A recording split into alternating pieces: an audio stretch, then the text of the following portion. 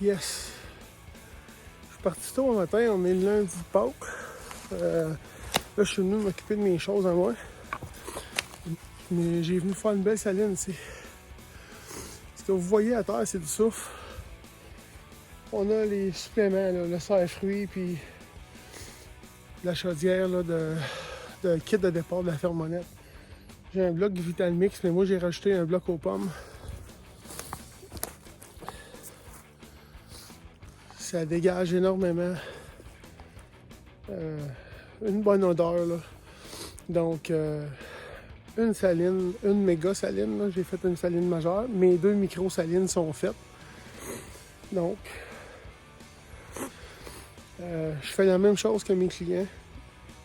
C'est des choses qui vont porter des fruits. Puis, le fait de faire... J'ai 2 micro-salines puis une grosse saline ici. Ça va créer une habitude. En plus, je l'ai faite où j'avais une micro à pas. Ça, c'est un... Je l'ai faite pour plusieurs raisons.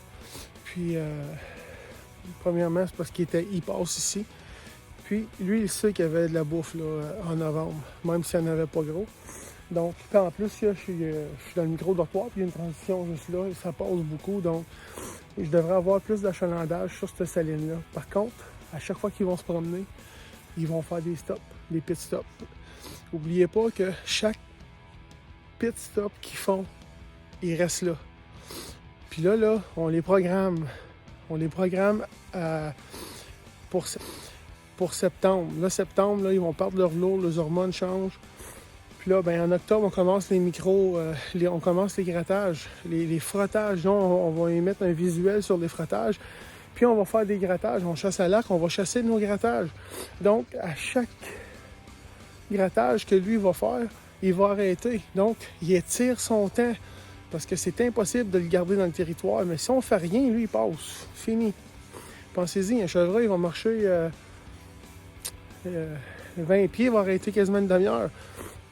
C'est le même principe avec les grattés ou les salines. Il reste ici. Il étire son temps. C'est le même qu'on vient à bout de faire une bonne récolte. Donc, en voilà une de faite. Salut. Bon, regardez. Ce boc-là, un frottage qui est de face comme ça. OK? L'autre, il était sur l'autre surface. Comme ça.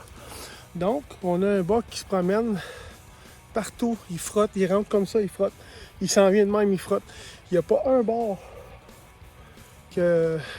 C'est pas les mêmes bords qui sont frottés. Donc, c'est pas une ligne de frottage. C'est vraiment un lieu où ce que lui passe beaucoup de temps, puis qui frotte, puis qui s'identifie, puis qui s'affiche. Donc, c'est un mâle agressif qui bête ici. C'est ça que c'est.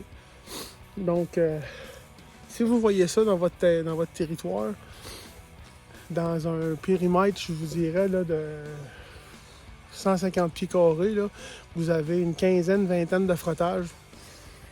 Passez du temps là.